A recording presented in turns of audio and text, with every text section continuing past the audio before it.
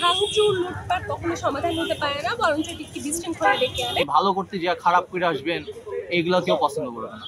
যে আমি একটা উদাহরণ আনতে চাই, সেটা হলো আমরা হামাসের ক্ষেত্রে দেখেছি বা ফিলিস্তিনের ক্ষেত্রে দেখেছি, তাদেরকে এভাবে বোম্বিং করে মেরে ফেলা হচ্ছে, কিন্তু তারা বিপরীতে বোম্বিং করে তাদের যে সিটিজেনরা আছে, সাধারণ নাগরিকরা আছেন, তাদেরকে কিন্তু মারেননি বা তাদের কোনো ক্ষয়ক্ষতি তারা করেনি, যেটা আমরা বিগত 100 বছর ধরে দেখে আসছি।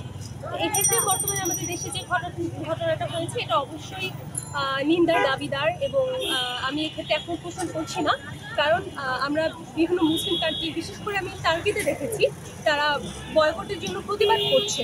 হ্যাঁ, সরকারিভাবে প্রতিবাদ করছে বা সরকারিভাবে উদ্যোগ গ্রহণ করছে, মানববন্ধন করছে, এবং সেটা শান্তিপূর্ণ উপায়ে করছে, এবং তাদের যে নেতৃবৃন্দরা আছেন অথবা অথরিটি যারা আছেন তাদের সাথে মিটিং করছেন, তাদের সাথে কথা বলছেন।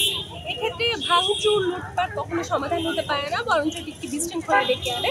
আমাদের সকলের উচিত সেটা শান্তিপূর্ণ উপায়ে এটা প্রতিষ্ঠা করা।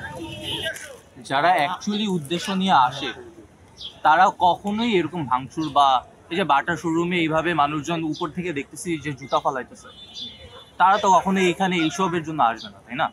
যারা অ্যাকচুয়ালি উদ্দেশ্য নিয়ে আসে, মন থেকে আসে, তারা অ্যাকচুয়ালি এগুলোর ব্যাপারে ভাবে না যে আমি জুতা নিতে আসতেছি, ভাঙচুর করতেছি। এগুলো হয় না। এগুলো হইলো আমাদের বাঙালির যে কোট অন কোট কালচারটা, ওই কালচারটাই নষ্ট হয়ে গেছে। এগুলো প্রচুর বাজে ইমেজ করতেছে। যে এখানেও অনেক আন্দোলন হয়, অনেক মার্চ হয়, বাট কয় জায়গায় দেখতেছেন এরা যারা অ্যাকচুয়ালি এইসব জিনিসে মন দিয়ে আর করতেছে, তাদের মধ্যে এই জিনিসটা আপনারা দেখতে পাবেন না।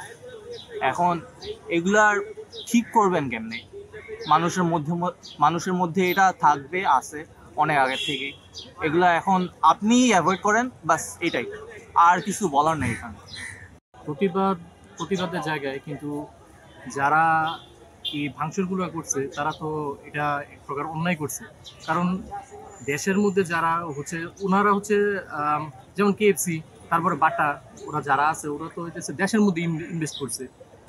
ইন্টারন্যাশনাল ব্র্যান্ড ঠিক আছে বা ইসরায়েলি পণ্য ঠিক আছে, কিন্তু এটা তো দেশের বাইরে। যারা ক্ষতিগ্রস্ত হয়েছে বা যারা মানে সাফার করতেছে এখন, ওরা তো বাংলাদেশি, ওদের তো কোনো দোষ নেই। বা যারা এমন একটা উগ্রবাদী কাজ করছে বা আবেগে পড়ে কাজগুলো করছে, এটা তো মানে ঠিক হয়নি, কোনোভাবেই ঠিক হয়নি, বা এটাকে কেউ সমর্থন করবে না বা সাপোর্ট করবে না, এটাই স্বাভাবিক।